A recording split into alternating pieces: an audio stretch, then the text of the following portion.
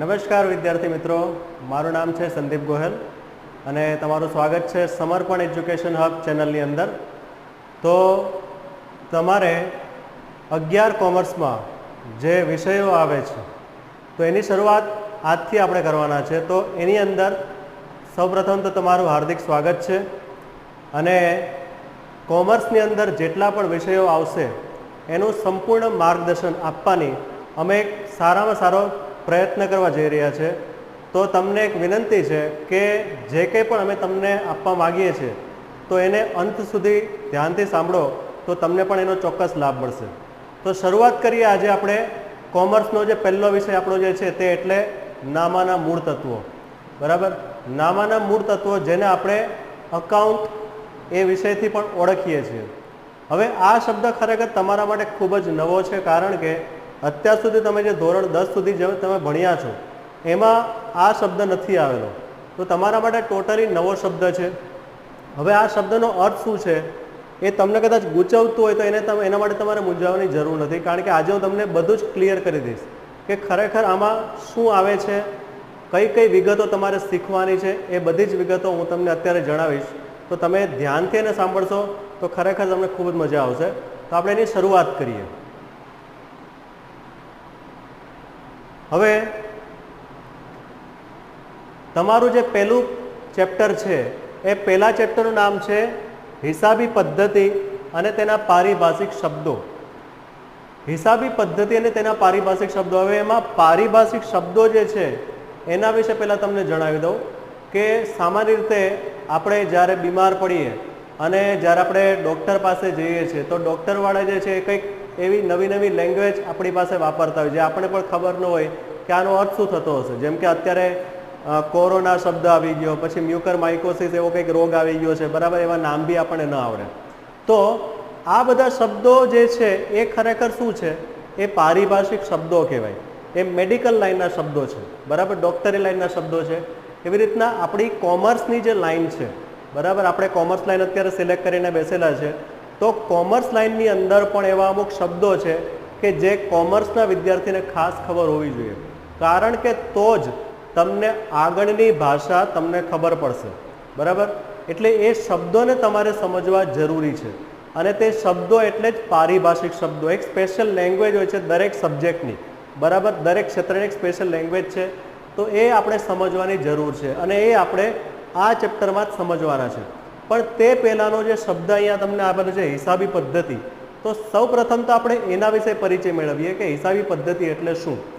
હવે સામાન્ય રીતે હિસાબ શબ્દ આપણા માટે કંઈ નવો નથી. બરાબર, એ તો આપણને ખબર છે કે હિસાબ એટલે શું. સામાન્ય રીતે આપણા પપ્પા આપણને ઘણી વખત 100 રૂપિયાની નોટ વાપરવા માટે આપતા હોય છે, ઘણાને 500 પણ વાપરવા આપતા હશે, જે હોય તે.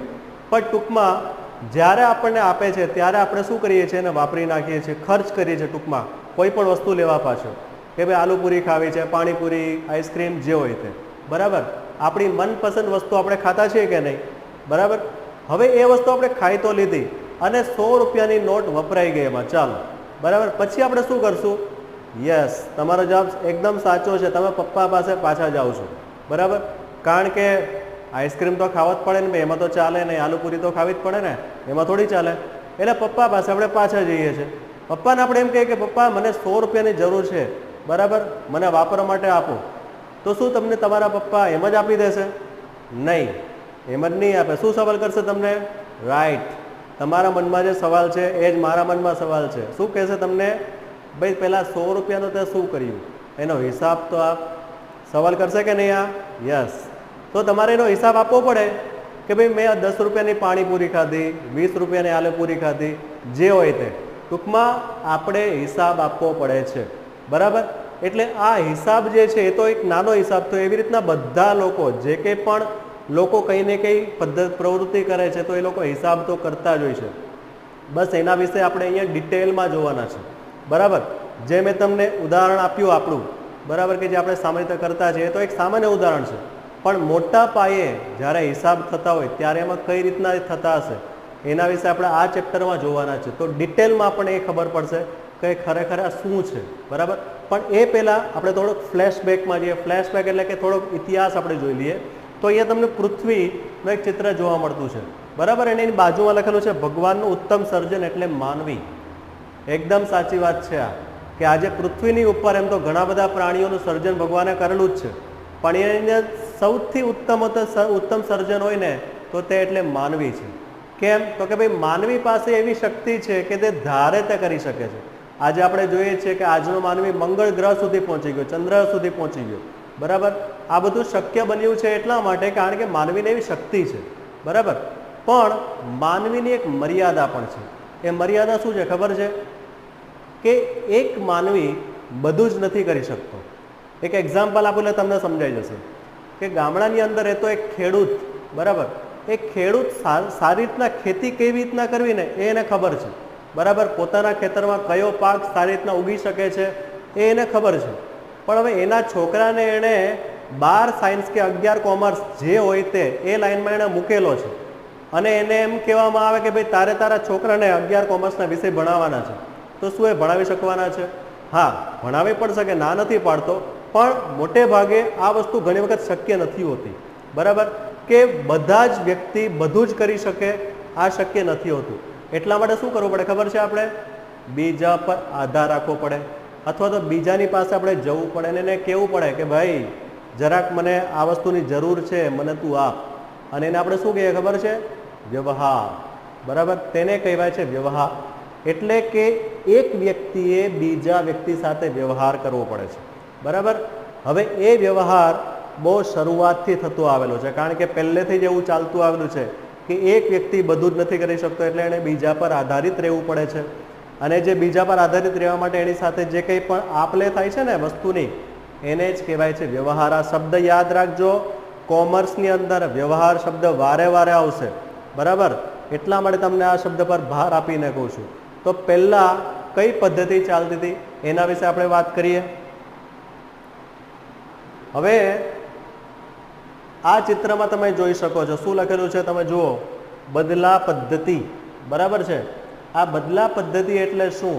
તો પ્રાચીન સમયની વાત છે કે જ્યારે ચલણનું કંઈ અસ્તિત્વ હતું જ નહીં, બરાબર. રૂપિયા, નોટ, 2000 નોટ આવું કંઈ હતું નહીં ત્યારે, એટલે કે ચલણી પદ્ધતિ ટૂંકમાં ન હતી ત્યારે. અને ત્યારે બદલા પદ્ધતિ ચાલતી હતી, એટલે કે એક વસ્તુના બદલામાં બીજી વસ્તુ, બરાબર. જેમ કે અહીંયા તમને ચિત્ર જુઓ એટલે તમને સંપૂર્ણ રીતના ખ્યાલ આવી જશે કે આ બેન જે છે એ ફ્રૂટ લઈને આ ભાઈ પાસે જાય છે. કેમ? તો કે ભાઈ એમને પુસ્તક જોઈએ છે અને આ ભાઈને ફ્રૂટ જોઈએ છે, બરાબર. એટલે આ ભાઈ આ બેન પાસે જાય છે અને એમને એમ કહે છે કે ભાઈ મને આ ફ્રૂટ મને આપી દો, હું તમને એના બદલામાં પુસ્તક આપી દઉં, બરાબર. આને કહેવાય છે બદલા પદ્ધતિ, વસ્તુના બદલામાં વસ્તુ, બરાબર છે. એવી રીતના તમે આ બધાને જુઓ. હવે આ ભાઈ જુઓ કેવો આમ રાજી રાજી થઈ ગયો છે, એની સાયકલ એને વેચવી છે, બરાબર. અને એની સાયકલના બદલામાં એને કોમ્પ્યુટર મળવાનું છે, એટલે કેટલો ખુશ જણાય, જો આમ કેવો આમ સ્માઇલ દેખાય છે. તો અહીંયા આ ભાઈને સાયકલના બદલામાં કોમ્પ્યુટરને, આ ભાઈને કોમ્પ્યુટર વેચી નાખવું છે અને એને સાયકલ જોઈતી છે, કારણ કે એને શું છે કે અત્યારે કોરોના જેવું ચાલે ને, એટલે એને આમ જરાક એની હેલ્થ સુધારવી છે, એટલે એને સાયકલની જરૂર છે. ટૂંકમાં આવી રીતના વસ્તુના બદલામાં વસ્તુ, આ પદ્ધતિ પહેલાં ચાલતી હતી. પણ આ પદ્ધતિ અત્યારે કેમ નથી? કારણ કહો એનું, કારણ કે એની ઘણી બધી મર્યાદાઓ હતી. મર્યાદા શું ખબર છે? હવે જુઓ, તમને આ જ ઉદાહરણથી પાછું સમજાવું. મર્યાદા કે ભાઈ આ ભાઈને સાયકલ વેચવી છે, બરાબર. પણ એને સાયકલના બદલામાં કોમ્પ્યુટર નથી જોઈતું, એને કંઈક બીજી વસ્તુ જોઈતી છે. એટલે આ ભાઈને એવું કહે કે ભાઈ મારે તારું કોમ્પ્યુટર નથી જોતું, મને કંઈક બીજી વસ્તુ આપ, બરાબર છે, તો હું મારી સાયકલ તને આપું. તો અહીંયા શું થશે? આ ભાઈ પાસે તો એક જ ઓપ્શન છે, ભાઈ મારી પાસે કોમ્પ્યુટર છે, એના સિવાય બીજું કંઈ વસ્તુ નથી. તો અહીંયા એક તકલીફ ઊભી થાય છે, વસ્તુના બદલામાં વસ્તુ આપી શકાતી નથી, કારણ કે સામેવાળાની જરૂરિયાત જો અલગ હશે તો તમે એને આપણી પાસે જે વસ્તુ હોય તે એને નથી આપી શકતા, બરાબર. આની જરૂરિયાત કોમ્પ્યુટરની નથી, એટલે એ આ વ્યક્તિ પાસેથી કોમ્પ્યુટર નહીં લેશે. સેમ ઉદાહરણ અહીંયા એપ્લાય થાય છે કે આ ભાઈ પાસે પુસ્તક છે, પણ એ ભાઈને આ ફ્રૂટ નથી ભાવતા, એટલે એ આ બેનને એવું કહેશે ભાઈ મને ફ્રૂટ નથી ભાવતા, મને કંઈ બીજી વસ્તુ આપો. પણ આ બેનની એક મર્યાદા છે કે ભાઈ એની પાસે ફ્રૂટ સિવાય બીજી કોઈ વસ્તુ નથી આપવાની. એટલે અહીંયા આ એક મર્યાદા ચાલતી હતી. બીજી એક મર્યાદા શું છે ખબર છે? માપ નક્કી કરવું પડે ને. ભાઈ આની પાસે 5 પુસ્તક છે, આ 5 પુસ્તકના બદલામાં ફ્રૂટ કેટલા, કેવી રીતના નક્કી કરશો ભાઈ? અત્યારે તો ચાલો બહુ સરળ થઈ ગયું છે કે ભાઈ આ વસ્તુના 50 રૂપિયા, આ વસ્તુના 100 રૂપિયા, 500 ગ્રામના આટલા, 1 કિલોના આટલા, બહુ ઇઝી થઈ ગયું છે અત્યારે. પણ ત્યારે આ સરળતાથી નક્કી નહીં કરી શકાતું. એટલા માટે, કારણ કે કોઈ માપ જ ચોક્કસ નહીં હતું, કોઈ ચોક્કસ માપ જ નહીં હતું, એટલા માટે અહીંયા આ પણ એક આ પદ્ધતિની મર્યાદા, જે સૌથી મોટી મર્યાદા કહી શકાય. એટલા માટે આ પદ્ધતિ બહુ લાંબુ ટકી શકી નહીં. એટલા માટે જ લોકોને એવો વિચાર આવ્યો કે ના ભાઈ, કોઈ એવી વસ્તુ હોવી જોઈએ જે સર્વ સ્વીકૃત હોય, એટલે કે જેનો બધા લોકો સ્વીકાર કરે અને આખા ભારત દેશમાં એ ચાલે. તો આખા ભારત દેશમાં ગમે ત્યાં વ્યવહાર કરવો હોય ને તો તે સરળતાથી થઈ શકે. તો એવી કંઈક વસ્તુ તો હોવી જોઈએ ને. યસ, એટલા માટે જ બીજી એક વસ્તુ આવી જે અત્યારે પણ ચાલે છે, અને તે એટલે જ ચલણ પદ્ધતિ. બરાબર છે, જે અત્યારે આપણે પણ એનો ઉપયોગ કરતા છીએ. બરાબર. પણ આ ચલણ પદ્ધતિમાં પણ શરૂઆત ક્યાંથી થઈ પણ તમને ખબર હોવી જોઈએ, કારણ કે ઇતિહાસ છે આ ભાઈ, તમને ખબર હોવી જ જોઈએ. એટલે ચલણ પદ્ધતિમાં પણ શરૂઆતમાં તો બહુ નાના નાના સિક્કાથી શરૂઆત થઈ. જેમ કે અહીંયા 10 પૈસા, 25 પૈસા, 50 પૈસાના સિક્કા છે, જે અત્યારે આપણે ઉપયોગમાં નથી લેતા, આપણે ખબર જ છે. પણ પહેલાંના સમયમાં એનો ઉપયોગ થતો હતો. હવે અત્યારે તો રૂપિયા, 2 રૂપિયા, 5 રૂપિયાના સિક્કા વપરાય છે. બરાબર. પણ આ ચલણી સિક્કા જે આવેલા, એના પછી ચલણી નોટો આવવાનું કંઈક કારણ તો હશે ને. ગવર્મેન્ટે કંઈક વિચારેલું તો હશે ને. એમાં થોડી કંઈ ચલણી નોટો આમ બહાર પાડી દીધી હશે, કંઈક વિચાર કરેલો હશે. તો શું વિચાર, એનું કંઈક કારણ હશે. તો શું કારણ? તો ભાઈ ચલણી સિક્કા જે છે એની એક મર્યાદા શું હતી કે એક તો નાના નાના સિક્કા હોય. બરાબર છે. હવે 1 રૂપિયાનો એક સિક્કો તમારે ધારો કે 10,000 રૂપિયા કોઈ જગ્યાએ લઈ જવા છે, અને તમને એમ કહેવામાં આવે કે ભાઈ 1 રૂપિયાવાળા 10,000 સિક્કા લઈ જા. 10,000 રૂપિયા તારે જોઈએ છે ને, તું 1 રૂપિયાવાળા 10,000 રૂપિયા 10,000 સિક્કા તું લઈ જા. બરાબર. તો કેટલી તકલીફ પડે. એક તો 10,000 સિક્કા ગણવાના એક એક કરીને, અને પછી એને ખિસ્સામાં નાખીને મૂકીને જવું, તો ખિસ્સું બી આપણું કેટલું વજનદાર થઈ જાય. એટલે ટૂંકમાં ઘણી બધી તકલીફો પડતી હતી. બરાબર, ચલણી સિક્કા બાબતે પણ. એટલા માટે જ એક ગવર્મેન્ટને એવો વિચાર આવ્યો કે ના ભાઈ, આનું પણ એક સોલ્યુશન વિચારવું જોઈએ, અને એટલા માટે ચલણી નોટો આવી. બરાબર, કે જેના દ્વારા હવે અહીંયા 2,000 રૂપિયાની નોટ અત્યારે આપણે ઉપયોગ કરતા છીએ, આપણને ખબર છે. તો વિચાર કરો, ખાલી એક નોટમાં 2,000 રૂપિયાના સિક્કા સમાઈ ગયા. રૂપિયાવાળા કેટલા સિક્કા સમાઈ ગયા? એમાં 2,000 સિક્કા. બરાબર. એટલે આજે ધારો કે તમારા પાકીટમાં તમારે 10,000 રૂપિયા લઈને જવું હોય ને, તોય તકલીફ નથી પડતી. આરામથી ખાલી 2,000 રૂપિયાવાળી 5 નોટ મૂકી દો પર્સની અંદર, આરામથી તમે તમારી બીજી જગ્યાએ જવું હોય તો જઈ શકો છો, કોઈ પણ તકલીફ વગર. પણ સર, અહીંયા પણ એક તકલીફ ઊભી થઈ. ખબર છે કઈ તકલીફ? હમણાં અત્યારે તો કોઈ વરસાદ નથી પડતો, પણ જ્યારે ચોમાસું આવે ત્યારે વરસાદ પડે છે સર. અને વરસાદમાં તો આપણી નોટો ભીંજાઈ જાય છે, આપણને ખબર જ છે. આમ ખિસ્સામાં નોટ પડેલી હોય અને અચાનક જ વરસાદ ચાલુ થઈ જાય. બરાબર. એ તો કંઈ આગાહી તો નથી કરતો કે ભાઈ હું આવવાનો છું, તૈયારી રાખજે એમ.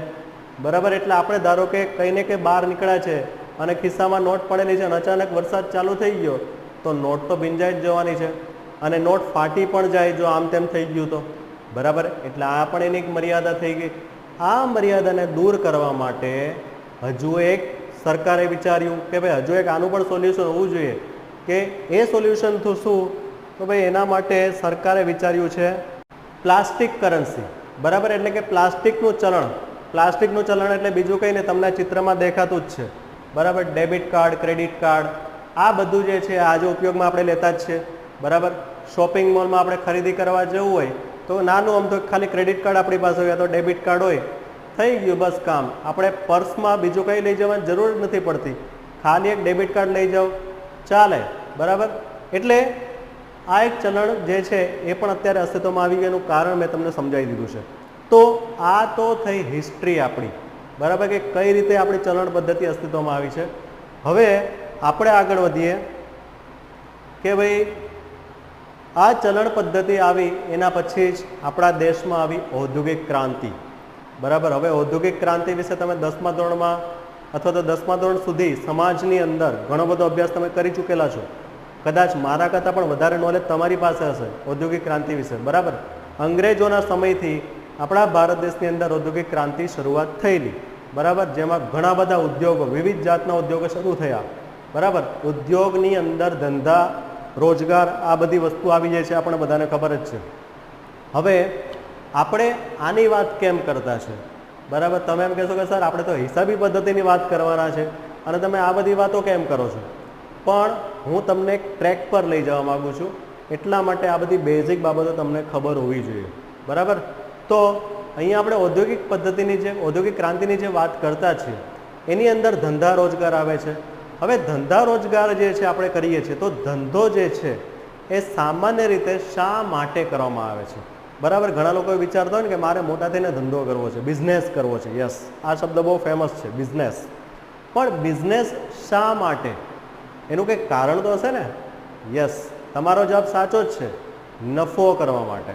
બરાબર, કોઈ વ્યક્તિ એવું નહીં કહેશે કે ભાઈ મારે લોસ કરવો છે, મારે ખોટ કરવી છે એટલા માટે મારે ધંધો કરવો છે. કોઈ એવું નહીં કહેશે.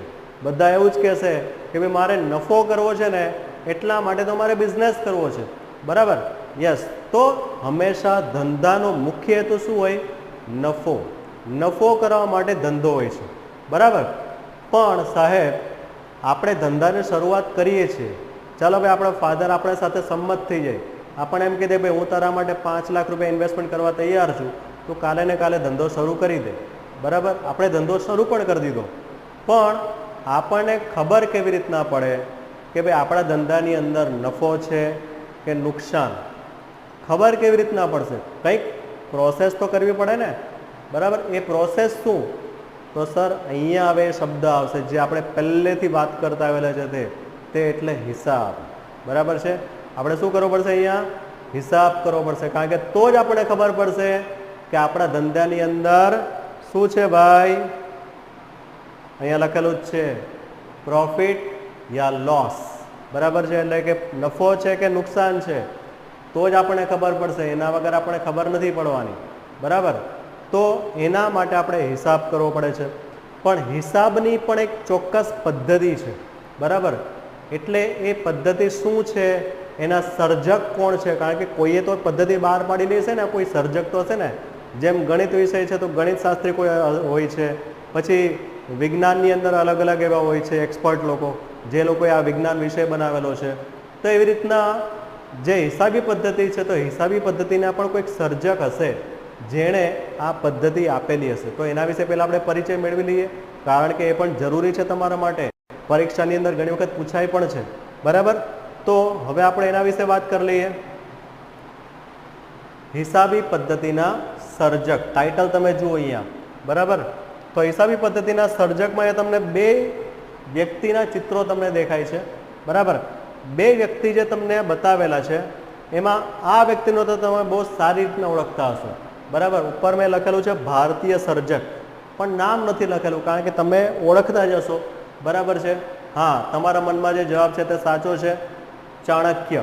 બરાબર છે, તો ચાણક્યએ પોતાનું પુસ્તક લખેલું છે કૌટિલ્ય શાસ્ત્ર.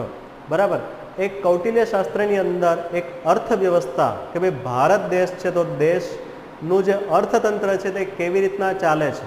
બરાબર, દેશની અંદર જે કંઈ પણ ધંધા રોજગાર છે, જે પણ સેવા ક્ષેત્રો છે, બેંક છે, વીમા કંપની છે, તો આ બધું કેવી રીતના ચાલે છે એની એક વ્યવસ્થા તો ગોઠવવી પડે ને. બરાબર, અને વ્યવસ્થા કેવી રીતના ગોઠવાય ને એ આખી વ્યવસ્થા એમણે પોતાના પુસ્તકમાં બતાવેલી છે. અને આશ્ચર્યજનક વાત તો એ છે કે આ તો વર્ષો જૂની વાત છે. બરાબર, પણ આજે પણ આપણી ગવર્મેન્ટ એમને જ અનુસરે છે. એટલે કે આપણા ભારત દેશનું અર્થતંત્ર જે છે ને એ આમણે જે લખેલી વ્યવસ્થા છે એમના ઉપર જ ચાલે છે. બરાબર, આ એક સત્ય હકીકત છે. તો વિચાર કરવા જેવી વાત છે કે કેટલા મહાન પુરુષ છે. બરાબર, ચાણક્ય કેટલા બુદ્ધિશાળી હશે, કેટલા દીર્ઘદ્રષ્ટા હશે કે જેના લીધે આજે પણ આપણે એને ફોલો કરીએ છીએ. તો આ તો થઈ ભારતીય સર્જકની વાત. હવે આપણે આની વાત કરી લઈએ. ઇટાલીના સર્જક છે. બરાબર, ઇટાલીના પશ્ચિમી સર્જક, કે ભાઈ યુરોપના લોકો જે છે એ ભારત દેશના સર્જકને નથી માનતા ભાઈ, એ લોકો વિદેશના જે છે એના એક્સપર્ટને માને છે. તો એનું નામ પણ આપણે જાણી લઈએ, લ્યુકા પેસિઓલી. બરાબર છે, લ્યુકા પેસિઓલી એ ખરેખર ગણિત શાસ્ત્રી તરીકે સારી રીતના ઓળખાય છે. તમે કદાચ નામ સાંભળેલું પણ હશે, પણ એને ફાધર ઓફ અકાઉન્ટિંગ પણ કહેવાય છે. એટલે કે જે હિસાબી પદ્ધતિના સર્જક તરીકે પણ એ ઓળખાય છે, જે મૂળ ઇટાલીના છે અને વિદેશની અંદર એ આવી રીતના ઓળખાય છે અકાઉન્ટના ફાધર તરીકે. બરાબર, તો આ બે નામ તમારે ખાસ યાદ રાખવાના છે, કારણ કે પરીક્ષાની અંદર વિકલ્પમાં ઘણી વખત પૂછાય છે, બરાબર. તો આ તો થયા હિસાબી પદ્ધતિના સર્જક. હવે આપણને હિસાબી પદ્ધતિના સર્જકની તો વાત કરી લીધી, પણ હિસાબી પદ્ધતિ એટલે શું એ પણ ખબર હોવી જોઈએ ને. હવે પદ્ધતિ શબ્દ આપણે વારંવાર ઉપયોગ કરીએ છીએ, તો પદ્ધતિ એટલે શું પહેલાં તો એ આપણે ખબર હોવી જોઈએ, પછી આપણે હિસાબી પદ્ધતિ પર જઈએ, બરાબર. જો પદ્ધતિ એટલે એમાં એક સ્ટેપ આવતા હોય છે, એને જ આપણે પદ્ધતિ કહીએ ને. એક પછી એક આપણે સ્ટેપ લેતા હોય એને આપણે શું કહીએ? પદ્ધતિ, બરાબર. જેમ કે આપણે એક સ્કૂલમાં એડમિશન લેવા જઈએ તો એ લોકો આપણે પહેલાં ફોર્મ આપશે, પછી કંઈક બીજી કંઈક પ્રોસિજર કરશે, પછી ત્રીજી પ્રોસિજર કરશે, એમ 4-5 પ્રોસિજરમાંથી આપણે પસાર થશું, પછી આપણું એડમિશન થાય છે, બરાબર. તો આ એક પ્રોસેસ કહેવાય, આને એક પદ્ધતિ કહેવાય, બરાબર. એવી રીતના હિસાબની અંદર પણ અમુક સ્ટેપ છે જેને આપણે ફોલો કરવાના હોય છે, ત્યારે એ હિસાબી સંપૂર્ણ પદ્ધતિ બને છે. તો એના માટે આપણે એના લક્ષણો વિશે વાત કરશું, બરાબર. એ લક્ષણો ઉપરથી આપણને ખબર પડશે કે ખરેખર એ હિસાબી પદ્ધતિ કેવી રીતના કામ કરે છે, બરાબર. તો એના વિશે આપણે પહેલાં એની વ્યાખ્યા પણ ખબર હોવી જોઈએ. તો વ્યાખ્યા વિશે આપણે પહેલાં જાણી લઈએ, બરાબર. હવે તમને અહીંયા જે હિસાબી પદ્ધતિ લખેલું છે, બરાબર, એ હિસાબી પદ્ધતિમાં એની વ્યાખ્યા પહેલાં તો તમને હું જણાવી દઉં છું કે વ્યાખ્યા ખરેખર શું છે, કારણ કે એનો અર્થ તમને પહેલાં ખબર હોવી જોઈએ. હવે આના વિશે હું તમને આગળ વાત કરી દઉં છું કે વ્યાખ્યા કદાચ તમને સમજમાં ન આવે તો એના માટે ગભરાવાની જરૂરિયાત નથી. આપણે ખાલી જોવાની જરૂરિયાત છે કે એને શું એમાં લખેલું છે લોકોએ, પછી આપણે એને ડિટેલમાં આગળ સમજવાની જ છે, બરાબર. તો સૌપ્રથમ તો એ કોણે આપેલી છે એ આપણે જોઈ લઈએ. American institute of certified public accountants, બરાબર, એટલે કે AICPA. આ એક ઇન્ટરનેશનલ લેવલની સંસ્થા છે, બરાબર, જેણે આ વ્યાખ્યા આપેલી છે. ઇન્ટરનેશનલ લેવલની સંસ્થા, યાદ રાખજો, કારણ કે નામાના મૂળ તત્વો એટલે કે જે હિસાબી પદ્ધતિ છે ખાલી ભારતમાં નથી ભાઈ, આખા વિશ્વની અંદર આનો ઉપયોગ થાય છે, બરાબર. એટલે ઇન્ટરનેશનલ લેવલની સંસ્થાએ આ વ્યાખ્યા આપેલી છે, બરાબર. એટલે આપણા માટે બહુ મહત્વની વ્યાખ્યા છે. હિસાબી પદ્ધતિ એ શું છે આપણે જાણી લઈએ. હિસાબી પદ્ધતિ એ વ્યવહારો અને બનાવો, બરાબર. વ્યવહાર એટલે શું મેં તમને સમજાવી દીધું શરૂઆતની અંદર, બરાબર. તો ધંધાની અંદર જે કંઈ પણ વ્યવહાર આપણે કરીએ છીએ અને જે કંઈ પણ બનાવ એટલે કે જે પણ ઘટનાઓ બનશે, બરાબર, એ ઘટના એટલે આપણે ખરીદી કરીએ, વેચાણ કરીએ, આ બધી બનાવ કહેવાય, બરાબર. તો એ બનાવો જે છે એ બનાવ પાછા કેવા તો કે ભાઈ નાણાકીય લક્ષણ ધરાવતા હોય, બરાબર. નાણાકીય લક્ષણ એટલે શું તો કે ભાઈ એને તમે નાણાંમાં માપી શકતા હોય. આપણે કોઈ પણ વસ્તુ ખરીદીએ અને આપણે પછી એને લખવું હોય આપણી નોટમાં, તો આપણે શું લખીએ? હા ભાઈ મેગી 50 રૂપિયાની, બરાબર છે. આપણે આવું લખીએ કે નહીં? તો આ શું થયું? નાણાકીય લક્ષણ ધરાવે છે, બરાબર. તો એવા નાણાકીય લક્ષણ ધરાવતા હોય તેવા વ્યવહાર અને તેમને નાણાંના સ્વરૂપે નોંધવાની, એને આપણે નોંધવું છે, નોટમાં લખવું છે, તો આપણે નાણાંના સ્વરૂપે લખીએ છીએ, બરાબર. એનું જે મૂલ્ય થતું હોય ને એ મૂલ્ય આપણે લખીએ છીએ કે નહીં હિસાબની અંદર. પછી આપણે આગળ વધીએ. વર્ગીકરણ કરવાની તેમજ તારણો કાઢીને તેના પરિણામોનું અર્થઘટન કરવાની, બરાબર. વર્ગીકરણ, બરાબર, આપણે એનું વર્ગીકરણ કરવું પડે છે. હવે વર્ગીકરણ એટલે શું તો એના માટે એક એક્ઝામ્પલ આપી દઉં, સિમ્પલ એક્ઝામ્પલ, કે આપણા સ્કૂલની અંદર માની લો કે ટોટલ 1000 છોકરાઓ છે, બરાબર. કુલ 1000 છોકરા અને 1 થી 12 ધોરણ છે. તો 1 થી 12 ધોરણની અંદર માનો કે પહેલા ધોરણમાં 15 છોકરા છે, બીજા ધોરણમાં 20 છોકરા છે, આવી રીતના કરીને આપણે વર્ગીકરણ કરીએ છીએ કે ભાઈ 11 કોમર્સમાં તો કે ભાઈ 50 છોકરાઓ, 12 કોમર્સમાં તો કે ભાઈ 60 છોકરાઓ, બરાબર. તો આ રીતના આપણે શું કરીએ છીએ? વર્ગીકરણ કર્યું અહીંયા. તો આવી રીતના ધંધાની અંદર પણ અલગ અલગ વ્યવહાર થાય છે, તો એનું આપણે વર્ગીકરણ કરવું પડે, એને અલગ કરવા પડે, બરાબર. ત્યારબાદ તારણો કાઢીને તેનું પરિણામનું અર્થઘટન કરવાની કળા, કે ભાઈ એનું તારણ કાઢવું પડે. તારણ કાઢવું એટલે શું ભાઈ? તો સિમ્પલ છે કે આપણે જ્યારે 10માની પરીક્ષા આપવાની હોય તો એ 10માની પરીક્ષા આપણે શું કામ આપીએ છીએ? તો કે આપણે જાણવું છે કે મેં મહેનત કરી તો મારા ટકા કેટલા આવે છે, એ મારે જાણવું તો પડે ને. બસ આને જ કહેવાય છે તારણ કાઢવું, બરાબર છે. તો આ જ રીતે આપણે બિઝનેસમેન છીએ, બરાબર. આપણે એક ધંધાદારી વ્યક્તિ છીએ અને ધંધાદારી વ્યક્તિને શું જાણવું હોય? જેમ વિદ્યાર્થીને પોતાના ટકા જાણવા હોય કે મારા ટકા કેટલા આવશે, બરાબર. તમને પણ અત્યારે ચિંતા થતી હશે કે મારા ટકા કેટલા આવશે, બરાબર. એવી રીતના જે ધંધાદારી વ્યક્તિ હોય છે એને પણ શું ચિંતા હોય કે ભાઈ મારા ધંધાનું રિઝલ્ટ શું આવશે, નફો આવશે કે નુકસાન આવશે, એને જાણવું તો પડે ને. બસ એને જ કહેવાય છે તારણ, બરાબર. અને એટલા માટે એણે શું કરશે, પરિણામોનું અર્થઘટન કરશે. પરિણામનું અર્થઘટન એટલે શું કે ભાઈ ધારો કે નફો થયો તો નફો કેમ થયો, અને કદાચ નુકસાન થયું તો નુકસાન કેમ થયું, એ જાણવા માટેની જે પ્રોસેસ કરે છે ને તેને કહેવાય અર્થઘટન, બરાબર. અને આ બધું શું છે, એક કળા, રાઈટ. સમજો ધ્યાનથી, આ કળા છે, આ બધાને નથી આવડતું. હિસાબ કરતા માત્ર ને માત્ર કોને આવડશે ખબર છે, કોમર્સના વિદ્યાર્થીને સારામાં સારી રીતના આવડશે. આ એક ગર્વ લેવા જેવી વાત છે. એટલા માટે જ તમે કોમર્સના વિદ્યાર્થી છો ને એટલે ગર્વ લેજો કે yes we are proud of commerce, બરાબર. એટલે નો ડાઉટ એનો મતલબ એવો નથી કહેતો કે સાયન્સવાળા વિદ્યાર્થીને સાયન્સ કે આર્ટ્સ ગમે તે હોય બધા હિસાબ કરી જ શકે, સારામાં સારી રીતના હિસાબ કરી શકે છે. પણ જે હિસાબી પદ્ધતિ છે ને એ માત્ર કોમર્સના સ્ટુડન્ટને જ આવડે, બરાબર. એટલે કોમર્સના વ્યક્તિ આ વસ્તુ સારામાં સારી રીતના કરી શકે છે, બેસ્ટ લેવલથી કરી શકશે, બરાબર. કારણ કે તે કળા છે. આ કળા આપણે અહીંયા શીખવાની છે, બરાબર. હવે આ જે કળા છે, આ જે હિસાબી પદ્ધતિ છે, ખરેખર એને આપણે વિગતવાર સમજવા માટે એના લક્ષણો પણ સમજવા પડે. તો લક્ષણોની આપણે હવે વાત કરી લઈએ ફટાફટ, બરાબર. તો લક્ષણોમાં પહેલું લક્ષણ તમે જુઓ, અહીંયા તમને બતાવેલું છે નાણાકીય લક્ષણ, ફાઇનાન્શિયલ કેરેક્ટરિસ્ટિક, બરાબર. હવે નાણાકીય લક્ષણ એટલે શું, તો એના વિશે તમને એક ચિત્ર દ્વારા રજૂઆત કરું છું તમને. અહીંયા જો તમને એક અહીંયા ફેવરિટ વસ્તુ તમારી જે છે મેં અહીંયા મૂકેલી છે, એટલે તમને પણ મજા આવે કે હા ભાઈ સરે અમારું બહુ ધ્યાન રાખેલું છે, બરાબર. એટલે અહીંયા એક મેગીનું ચિત્ર મેં મૂકેલું છે. કેમ, તો મેગીની નીચે તમે જુઓ મેં શું લખેલું છે અહીંયા, મેગી પ્રાઇઝિંગ, એટલે કે મેગીની કિંમત, બરાબર. કે ભાઈ આ મેગી જે છે તે 2 મિનિટ નૂડલ્સ તો 95 ગ્રામના કેટલા, તો ભાઈ 12 રૂપિયા, 100 ગ્રામના કેટલા, તો કે 13 રૂપિયા, પછી આ 100 ગ્રામના 12.5, અલગ અલગ ફ્લેવર છે એટલા માટે, બરાબર.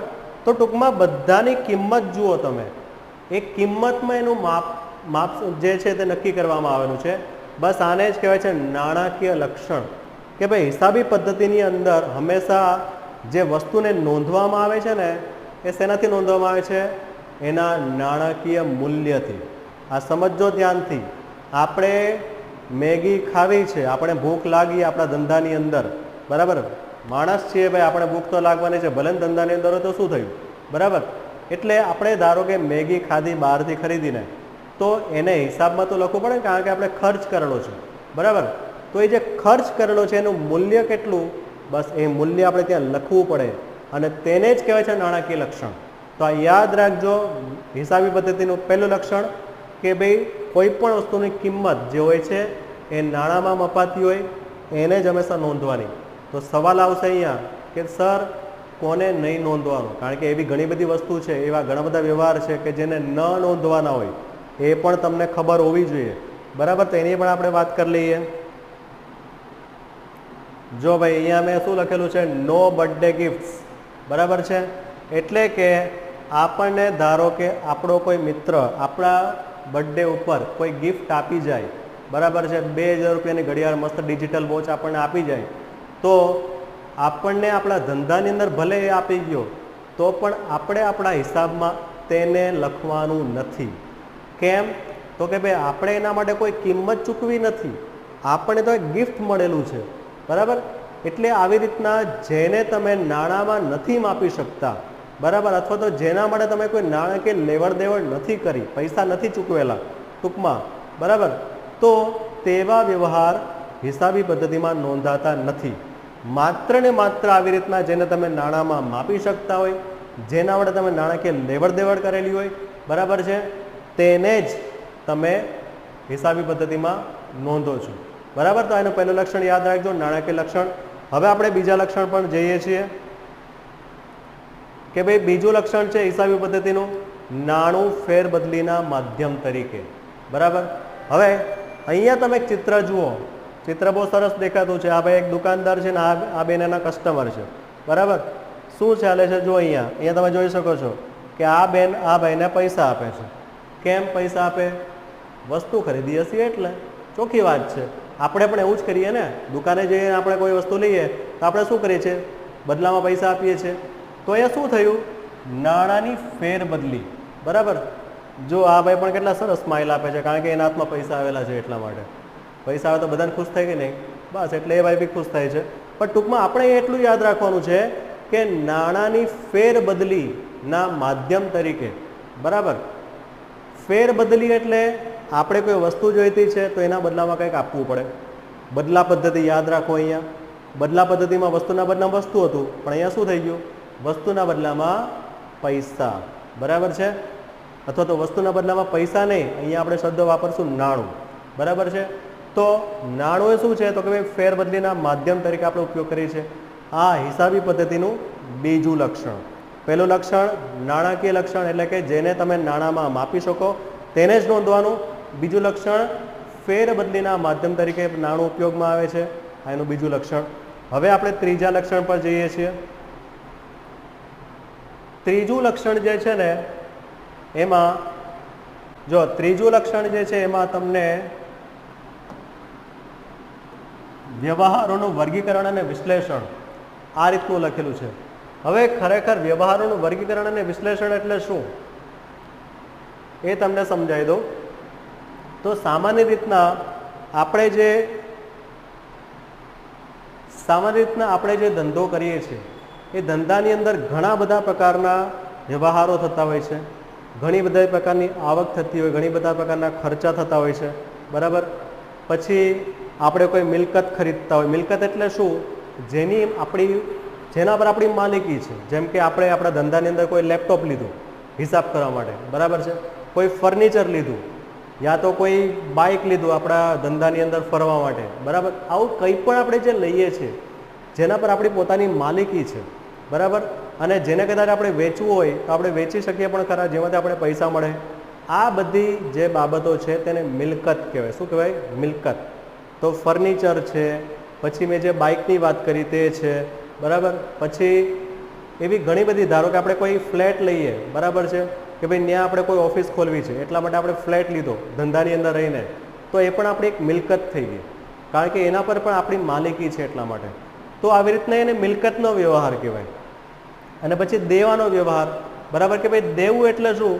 તો કે ભાઈ આપણે ધારો કે બેંકમાંથી લોન લીધી, તો લોન આપણે પરત કરવી પડે ને બેંકને, આપણે એ પાસે રાખવાના થોડા છે, આપણે પાછી આપવી પડે. તો એ જે લોન છે એ આપણું દેવું છે, કારણ કે આપણે ચૂકવવાનું છે. એવી રીતના આપણે કોઈની પાસેથી ઉધારમાં ખરીદી કરી, ધંધાદારી વ્યક્તિ છે આપણે, અને આપણે કોઈની પાસેથી ઉધારમાં લીધું, બરાબર, કસ્ટમરને વેચવા માટે, તો એને કહેવાય દેવું, બરાબર. જ્યાં સુધી આપણે પૈસા નથી ચૂકવતા ત્યાં સુધી એ આપણા માટે દેવું છે. તો આવી રીતના આપણા ધંધાની અંદર ઘણા બધા પ્રકારના વ્યવહાર આપણે કરીએ છીએ, બરાબર. જેમાં આપણે કંઈક દેવું કરી નાખીએ છીએ, ઘણી વખત આપણે કોઈ મિલકત ખરીદીએ છીએ, ઘણી વખત આપણે કોઈક આવક થાય છે, ઘણી વખત આપણે કોઈ ખર્ચા કરીએ છીએ. તો અહીંયા આપણે શું કરવું પડે? બધાને છૂટું પાડવું પડે છે કે ના ભાઈ આટલી આવક થઈ, આટલા ખર્ચા, આટલી મિલકત, આટલી દેવું, બરાબર. તો એનાથી શું ખબર પડશે? એક સરળતા પડે છે ધંધાદારી વ્યક્તિને કે ભાઈ જાણવું હોય કે ભાઈ મિલકત કેટલી, તો તરત જ મિલકતનું કોષ્ટક ખોલી નાખશે એટલે ખબર પડી જશે કે ભાઈ હા ભાઈ મારા ધંધામાં આટલી મિલકત. દેવું જોવું છે, ચલો ભાઈ દેવાના ખાનું ખોલી નાખો એટલે ખબર પડી જશે કે હા ભાઈ આટલું દેવું છે મારા ધંધાની અંદર. તો આને કહેવાય છે વ્યવહારોનું વર્ગીકરણ અને એનું વિશ્લેષણ. બરાબર. વિશ્લેષણ એટલે શું એ આપણે આગળ વિગતવાર જોશું કે ભાઈ શા માટે દેવું છે, શા માટે આટલી મિલકત છે, એ જોવા માટેની જે પ્રોસેસ છે તે વિશ્લેષણ કહેવાય. ડિટેલમાં આગળ જોવાના છે. આગળ વધીએ આપણે હવે. ત્યારબાદ શું કરવું પડે છે? તો કે વ્યવહારોનું અર્થઘટન, બરાબર. વ્યવહારોનું અર્થઘટન એટલે શું? તો એના વડે તમને એક ઉદાહરણ આપું જે તમારી બુકમાં પણ લગભગ આપેલું છે કે સામાન્ય રીતના કોઈ દર્દી, બરાબર, એને માન લો કે તાવ આવેલો છે. હવે એ તાવ આવેલો વ્યક્તિ જ્યારે ડૉક્ટર પાસે જાય છે તો એ ડૉક્ટર થર્મોમીટરનો ત્યાં ઉપયોગ કરે છે અને એને માપે છે કે ભાઈ કેટલું ટેમ્પરેચર છે, ચાલો જોઈએ, બરાબર. 102 ડિગ્રી, 104 ડિગ્રી, બરાબર, કેટલું છે ફેરનહીટમાં આપણે જોઈએ તો એ જે માપે છે થર્મોમીટરથી અને પછી એમ કહે છે કે ના ભાઈ તમને આટલો તાવ છે, તમને આ બીમારી છે વોટેવર, બરાબર છે, એ તમને જે કંઈ પણ કહેશે એને કહેવાય છે અર્થઘટન. એવી રીતના આપણે આપણા ધંધાની અંદર વ્યવહાર તો ઘણા બધા કર્યા. આપણે આવક કરી, ખર્ચ કર્યો, મિલકત લીધી, દેવું કર્યું, ઘણું બધું કર્યું, પણ છેલ્લે રિઝલ્ટ શું મળ્યું ભાઈ? આ બધી પ્રોસેસ તો આપણે કરી, પણ કંઈક રિઝલ્ટ તો બી એનું મળવું જોઈએ ને. તે રિઝલ્ટ આપણે શું મળ્યું? તે એટલે કે નફો કે નુકસાન. બરાબર બરાબર લખેલું છે, જુઓ, પ્રોફિટ કે લોસ, બરાબર છે, એ આપણે જોવું જરૂરી છે. કારણ કે તો ખબર પડે કે આપણા ધંધાની અંદર ખરેખર આપણને શું રિઝલ્ટ મળેલું છે. બરાબર, એને જ કહેવાય છે વ્યવહારોનું અર્થઘટન. બરાબર, ત્યાર પછી આપણે આગળ વધીએ તો ત્યાર પછીનું લક્ષણ છે આર્થિક નિર્ણય. બરાબર, આપણે ધંધાદારી વ્યક્તિ છે તો ધંધાદારી વ્યક્તિએ ઘણા બધા નિર્ણય લેવાના, ડિસિઝન. બરાબર છે, કારણ કે આપણે માલિક છીએ તો એઝ અ માલિક આપણે કંઈ ને કંઈ નિર્ણય તો લેવા પડે ને. તે એટલે આર્થિક નિર્ણય કહેવાય, નાણાકીય પૈસાના નિર્ણય. બરાબર, આપણી પાસે આવક આવી, 5 લાખ રૂપિયાની ઇન્કમ થઈ, માન લો કે આખા વર્ષની અંદર, બરાબર, અથવા તો આખા વર્ષમાં 5 લાખ રૂપિયાનો નફો થયો. હવે એ નફાનું આપણે શું કરવું? બરાબર, એના માટે જુઓ, આ બિઝનેસમેનને બહુ ટેન્શન છે, પ્રશ્નાર્થ ચિહ્ન. બરાબર, ટેન્શન છે, કારણ કે ટેન્શન તો થાય જ ને ભાઈ. 5 લાખ રૂપિયા આવી ગયેલા છે, પણ એ 5 લાખ રૂપિયાનું કરવું શું? એટલે એ જો ઘડિયાળ દોરેલી છે, એ ઘડિયાળ શું બતાવે છે? કારણ કે સમય પ્રમાણે એનું ઇન્વેસ્ટમેન્ટ કરવું પડે. એ પૈસા જો એમ જ વેડફી નાખશે તો એનો ધંધો આગળ નહીં ચાલી શકે. એટલા માટે એણે નિર્ણય લેવો પડે કે ભાઈ મારા ધંધામાં જે મારી પાસે પૈસા આવેલા છે એ પૈસાનું મારે શું કરવું, મારે એમાંથી કઈ મિલકત ખરીદવી, મારે કોને પૈસા ચૂકવવા, કારણ કે લોન બી ચૂકવવાની છે, ઘણું બધું કરવાનું છે, તો કોને કેટલા પૈસા મારે આપવા. બરાબર, આ બધા નિર્ણય એને કરવા પડે અને એને જ કહેવાય છે આર્થિક નિર્ણય. બરાબર છે, તો અહીંયા ભાઈ જુઓ કેટલો એક એને વિચાર, એનો સારામાં સારો વિચાર છે, સારી રીતના વિચારી શકે છે કે ભાઈ આની પાસે 4 ઓપ્શન છે કે ભાઈ ગોલ્ડની અંદર પૈસા રોકો, કે પછી ઓઇલમાં રોકો, બોન્ડમાં, કે પછી સ્ટોક માર્કેટ. હવે આ બધા શબ્દો કદાચ તમારા માટે નવા છે, કારણ કે તમે હજુ કોમર્સના ફર્સ્ટ સ્ટેજમાં છો, પણ આ બધા ઇન્વેસ્ટમેન્ટના એક સાધનો છે જેની અંદર ધંધાદારી વ્યક્તિઓ પોતાના પૈસા રોકતા હોય છે જેથી એને વધારે ઇન્કમ થાય. બરાબર, એટલે આ બધા જે ડિસિઝન લેવાય ને, આ બધા જે નિર્ણય લેવાય ને, એને આર્થિક નિર્ણય કહેવાય. આ પણ એક હિસાબી પદ્ધતિનો જ એક ભાગ છે જે ધંધાદારી વ્યક્તિ કરતા હોય છે. બરાબર, આગળ વધીએ. છેલ્લું લક્ષણ હિસાબી પદ્ધતિનું તે એટલે ઐતિહાસિક માહિતી. બરાબર, ઐતિહાસિક માહિતી એટલે શું? તો હંમેશા યાદ રાખો કે આપણે જે કંઈ પણ સમાજમાં જે ઇતિહાસ ભણેલા છે એ ઇતિહાસ ખરેખર શું છે? ભૂતકાળમાં બની ગયેલી ઘટના, એને તો આપણે ઇતિહાસ કહીએ છીએ, સીધી વાત. બરાબર, તો હિસાબી પદ્ધતિ પણ કેવી માહિતી છે ભાઈ? ઐતિહાસિક માહિતી જ છે, કારણ કે બની ગયેલી ઘટના, બની ગયેલા ખર્ચા, બની ગયેલી આવક, આ બધું જે થઈ ગયેલું છે ને એને તો આપણે નોંધતા છે, કંઈ નવું થોડું કરતા છે. બરાબર, ભવિષ્યમાં શું થવાનું છે, ભવિષ્યમાં આટલા રૂપિયા ખર્ચ કરવાનો છું, એ કોઈ દિવસ લખાતું નથી. કોઈ પણ હિસાબ કરનાર વ્યક્તિને પૂછી લેજો કે શું તમે ભવિષ્યના ખર્ચાને નોંધો છો? એ ના જ પાડશે. બરાબર, એ કોને નોંધે? જે થઈ ગયેલા ખર્ચા છે, જે થઈ ગયેલી આવક છે એને જ હંમેશા નોંધે છે. એટલા માટે આ માહિતીને શું કહેવાય છે? ઐતિહાસિક માહિતી. બરાબર, તો આ રીતના હું એવું ધારું છું કે તમને જેટલા બી લક્ષણો મેં તમને સમજાવ્યા એ તમને સમજ પડી ગઈ હશે. બરાબર, અને ન સમજ પડી હોય, કોઈ પણ લક્ષણમાં ધારો કે કંઈક ને કંઈક ડાઉટ હોય તો ફરી પાછો વિડીયો રિવાઇઝ કરીને જોઈ લેજો, એટલે તમને ખબર પડી જશે. આપણે છેલ્લે એનું રિવિઝન કરી લઈએ, લાસ્ટ ફાસ્ટ રિવિઝન કરી લઈએ, એટલે આપણે ખબર હોવી જોઈએ કે ભાઈ આમાં કયા લક્ષણ એમાં આવે છે. બરાબર, તો અહીંયા તમને પુનરાવર્તન કરીને મેં આપેલું જ છે. એમાં પહેલું છે નાણાકીય લક્ષણ, એટલે કે હિસાબી પદ્ધતિમાં હંમેશા કોઈ પણ વસ્તુ જે છે તેને નાણાંમાં માપી શકાય તેને જ નોંધવાનું છે, આ નાણાકીય લક્ષણ કહેવાય. બીજું છે નાણું ફેરબદલીના માધ્યમ તરીકે, એટલે કે આપણે કોઈ વસ્તુની ખરીદી કરવી હોય ઓલ ઇન્ડિયા લેવલમાં, તમે ગમે તે રાજ્યમાં હોય, ગમે ત્યાં તમારે ખરીદી કરવી હોય, તમારી પાસે જો નાણું હોય તો તમે આરામથી ખરીદી કરી શકો છો. આ સત્ય હકીકત છે. બરાબર, કારણ કે નાણું ફેરબદલીના માધ્યમ તરીકે છે એટલા માટે. બરાબર. આ બીજું લક્ષણ. ત્રીજું લક્ષણ વ્યવહારોનું વર્ગીકરણ અને વિશ્લેષણ, એ પણ મેં તમને સમજાવી દીધું. પછી વ્યવહારોનું અર્થઘટન. અર્થઘટન એટલે શું કે ભાઈ નફો થયો, નુકસાન થયું, કેમ થયું છે એ જાણવું જરૂરી છે, એને કહેવાય અર્થઘટન. જથ્થાત્મક માહિતી, હા આ એક બાબત રહી ગઈ છે, એ પણ તમને સમજાવી દઉં. જથ્થાત્મક માહિતી એટલે શું? તો સામાન્ય રીતને આપણે હિસાબની અંદર જે માહિતી નોંધીએ છીએ એ નાણાંમાં નોંધીએ છીએ, અને નાણું જે છે ને એ જથ્થાત્મક માહિતી કહેવાય. કારણ કે તમને મેં ઉદાહરણ આપ્યું આગળ 2000 રૂપિયાની નોટનું, બરાબર છે. તો 2000 રૂપિયાની અંદર 2000 સિક્કા સમાયેલા છે, એટલે આ એક જથ્થો થયો, બરાબર. એટલા માટે હિસાબી પદ્ધતિને જથ્થાત્મક માહિતી તરીકે પણ ઓળખવામાં આવે છે. આપણે એનું એક મહત્વનું લક્ષણ છે. ત્યારબાદ આર્થિક નિર્ણયની તો મેં તમને વાત કરી દીધી કે ધંધાદારી વ્યક્તિએ નિર્ણય સારી રીતના લેવા પડે છે, બરાબર. અને છેલ્લું છે ઐતિહાસિક માહિતી, બરાબર. ઐતિહાસિક માહિતી એટલા માટે છે કે ભાઈ બની ગયેલી ઘટના, બની ગયેલી આવક એને જ આપણે નોંધીએ છીએ, બીજું કોઈ આપણે ભવિષ્યની ઘટનાને નથી નોંધતા, બરાબર. તો આ રીતના આપણે બધા જ લક્ષણોને બહુ સારામાં સારી રીતના સમજી લીધેલા છે.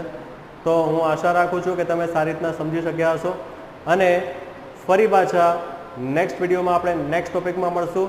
તો ત્યાં સુધી આપણે આપણી સાથે કન્ટિન્યુ રહીએ તો તમને પણ એનો લાભ જરૂરથી મળશે. આભાર તમારો. ધન્યવાદ.